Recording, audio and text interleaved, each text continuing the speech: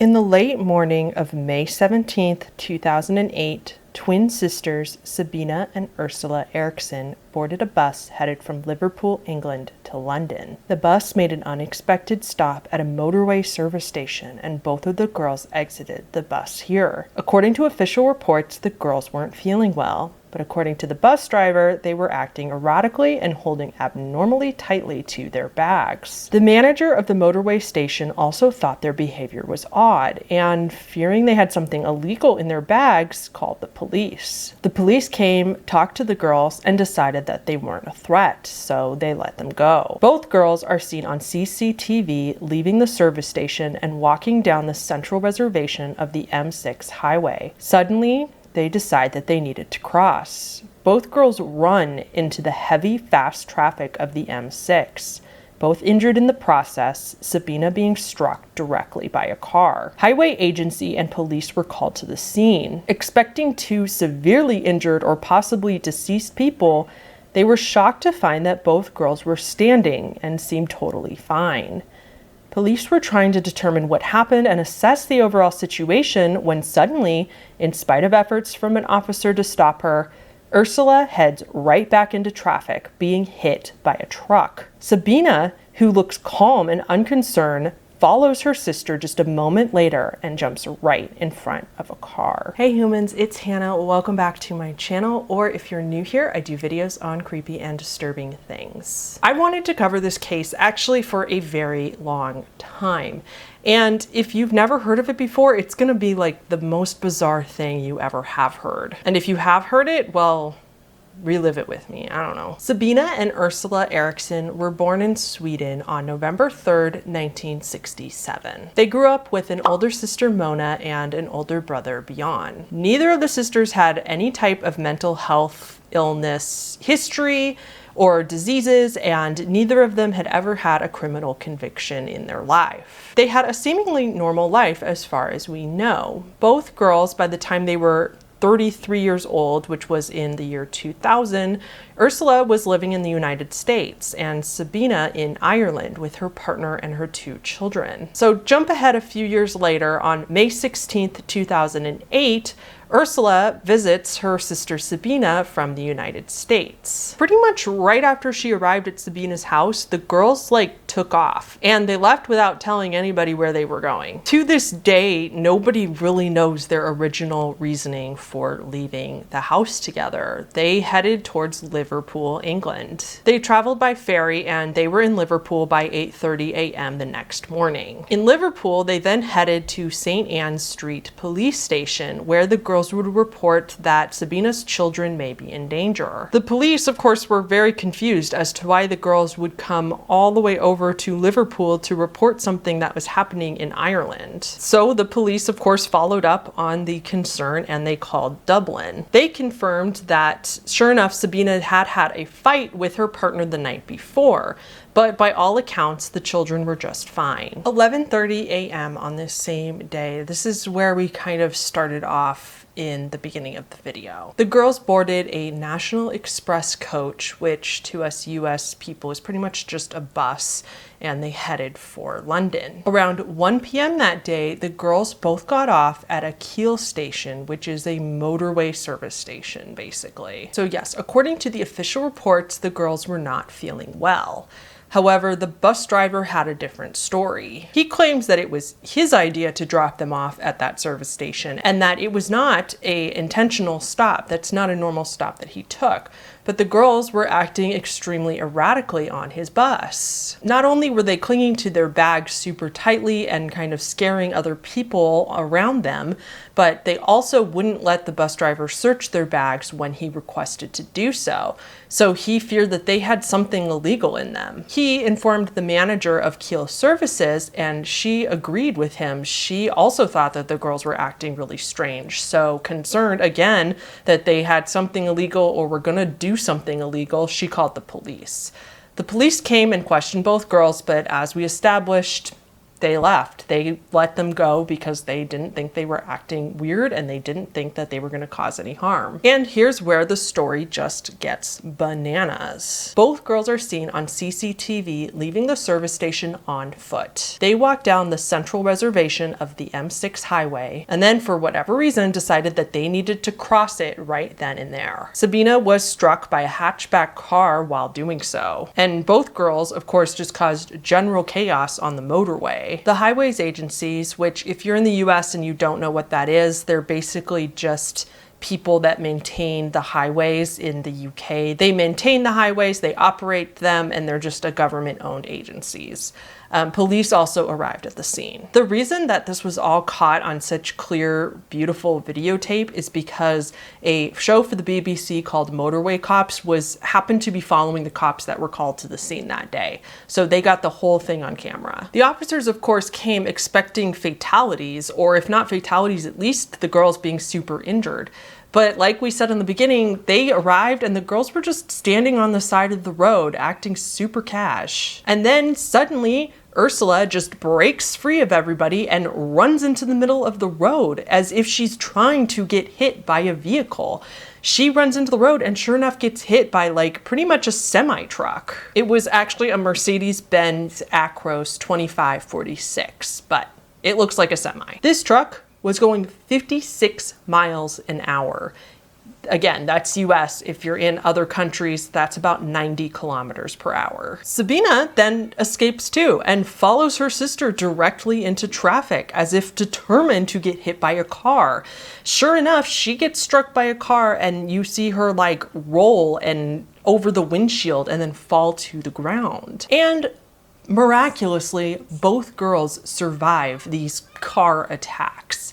Ursula, her legs had been crushed by the truck, and so she was completely immobilized and she was laying down. Sabina was unconscious for 15 minutes after her accident. But in spite of this, the girls do not chill and get taken to the hospital. Things just get even more chaotic. Ursula, whose legs were immobilized, but she's still conscious, she is just like resisting the police officers. She's scratching at them, she's swearing at them and just screaming. Then Sabina comes to and she starts shouting at them.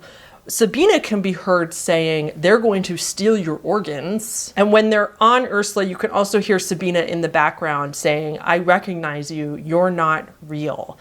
Which I'm pretty sure it's Sabina saying it in the background, even though the camera's on Ursula. But either way, one of them said that as well. So then Sabina stands up after she had been unconscious for 15 minutes and severely struck by a car. She stands up, starts running and screaming for help and screaming for somebody to get the police, even though the police were right there with her. Sabina hits an officer very hard in the face and runs into traffic yet again.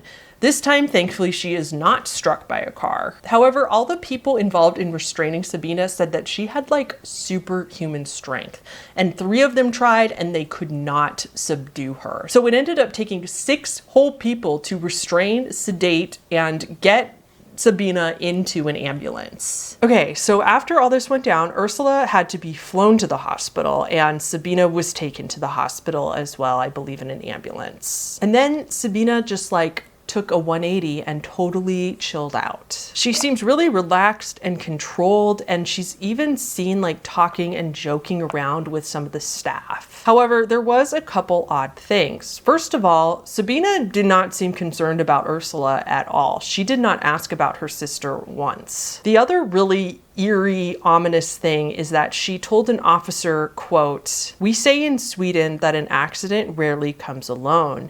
Usually at least one more follows, maybe 2. And just remember that she said that for later. And so Sabina was released from custody only 5 hours later. She did plead guilty to hitting an officer as well as trespassing on a motorway. Ursula wasn't charged with anything. Ursula also remained in the hospital because she was completely immobilized, but they let Sabina go without doing a full psychiatric evaluation. They did talk to some people that talked to her to see if she seemed fine, but the thing is that she seemed just fine. So they just let her go. This is where things go from bizarre to really sad. Sabina began wandering around a city called Stoke-on-Trent. She was still just carrying her things around in the plastic bag that the police gave her. She was wearing Ursula's top and she was just wandering around like trying to find the hospital that Ursula could be in. Around 7 p.m., 2 local men encountered Sabina. Their names were Glenn Hollinshead and Glenn's friend Peter Malloy. They were walking a dog when Sabina approached them and they all started making conversation. Sabina, though she was acting really nervous, she was also seemed friendly and still like interacting with them normally. This did kind of set Peter off a little bit, but they didn't think too much of it. Sabina asked the 2 men if they knew of any hotels or B&Bs nearby. However, after they heard about Sabina's situation and how her sister was in the hospital and she didn't really know where she was, Glenn, being a kind-hearted person, felt really bad for Sabina and he offered if she wanted to stay with him for free. Glenn just generally had a heart of gold. He was a 54-year-old man. He was self-employed as a welder. He was a qualified paramedic and a former RAF airman. The 3 of them went back to Glenn's house and they offered Sabina a drink, which she accepted. However, shortly afterwards, Sabina would become erratic again. Peter would later say that she was constantly standing up to peer out the window. And Peter would also later say that he thought perhaps maybe she was just running away from an abusive partner or something like that. And then at another point of the night, Sabina offered the 2 men cigarettes, and when they accepted, they had the cigarettes literally in their mouths about to smoke them when Sabina would snatch them back out of their mouths and claim that they could be poisoned. It wasn't until almost midnight that Peter finally went home and Sabina stayed at Glenn's house. The next day, everything goes pretty normally for almost the whole day. Glenn even helped Sabina call the local hospitals to see if he can find out where Ursula is for her. Around 7:40 p.m. that night, Glenn is preparing dinner for them. He steps out of the house for a minute to go to his neighbor's house to ask the neighbor for some extra tea bags. The neighbor says that they'll bring them over to him later. But not a minute later, Glenn is seen by the neighbor again, stumbling out of his front door and collapsing onto the driveway, telling his neighbor, "She stabbed me." Glenn very sadly passed away right there on the spot. The neighbor rushes to call police, and while they're doing that, Sabina flees the scene. She took a hammer with her, and as she ran away, it was like occasionally she would stop and hit herself upside the head with the hammer.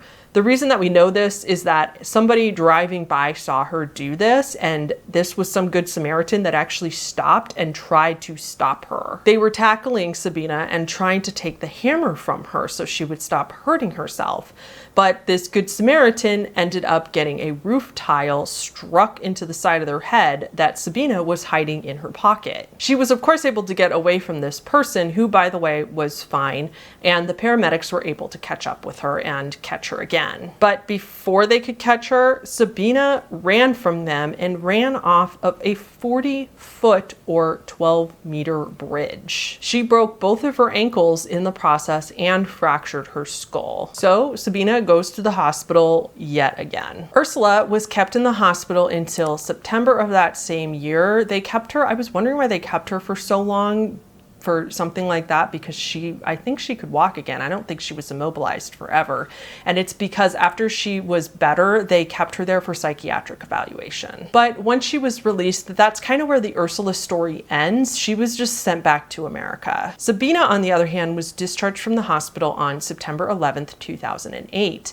Also being in the hospital for several months. She was immediately taken into custody and of course charged with the slaying of Glenn. She pleaded guilty to manslaughter with diminished responsibility when her trial started the next year in September of 2009. She had stabbed Glenn 5 times with that kitchen knife from his own kitchen. And then during the trial, Sabina never gave any reasoning for her actions. Everybody kind of knew that she wasn't in a good mental state when it happened, but she still wouldn't offer any explanations. When they questioned her, all she would say is no comment. Both the prosecution and the defense agreed that Sabina was suffering severely from mental illness. The defense said that Ursula was the primary sufferer of folie à deux, and Sabina, when Ursula came to visit her, Sabina was then the secondary sufferer of the disease. If you don't remember, folie à deux means madness of two. We talked about this in my Trump family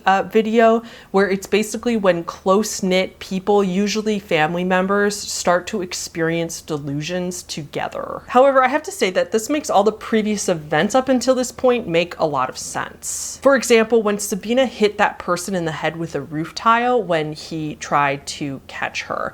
I mean, imagine having these delusions that somebody was chasing you and trying to hunt you down. Not only that, but that people around you aren't real and that the police aren't the police and pretty much everything's an illusion and like everybody's lying to you. Like Sabina really, really, truly believed that that was happening. And in spite of the fact, I'm not excusing the fact that she hurt somebody, that's not okay, or, hurt and killed somebody, but how freaking scary that must have been to be in that situation. Like, how horribly frightening to believe that the entire world is out to get you and going to hurt you. So Sabina was sentenced to 5 years, but since she had already served some of it waiting for the trial, she was released all the way back in 2011. I couldn't find anything about her to this day. All the articles just say that her current whereabouts are unknown. It's possible she moved to Scandinavia, but that's just a rumor. I guess I don't blame her at all after the, international attention that this story got. I don't blame her at all, especially if she's not suffering from the illness anymore and just a normal person, probably doesn't even remember what happened. I don't blame her for not wanting to make her name known. I would bet both of them possibly changed their names or changed their identities in some way at this point. So back to the victim, Glenn. So family and friends of Glenn actually do not hold Sabina accountable for his dying. They are way more concerned and confused by the fact that they released Sabina after such a crazy event on the motorway where she was clearly mentally unwell. They are upset that this happened in the first place because she never should have been let go. They agreed that she was not mentally capable of knowing what she was doing and therefore couldn't be responsible for her actions. I, of course, totally agree that she never should have been let go in the first place. After such an ordeal, she should have been held for a full psychiatric evaluation. But I think she kind of fooled everybody. It was almost like she knew, like if she was in that delusion, she knew that she had been caught. So she was acting normal and calm in order to kind of like trick them into letting her go because she really wanted to escape, thinking that they were all out to get her. So I can understand how she was just trying to manipulate them into letting her go under the pretense that they are not who they say they were and they were all trying to catch her and steal her organs. So she did manipulate them, but that shouldn't have tricked them. Like, I hope there's better rules in place now there because, and everywhere for that matter, because she never should have gotten out of there. She never should have had the opportunity to hurt somebody. So there is a couple other theories other than folie à deux.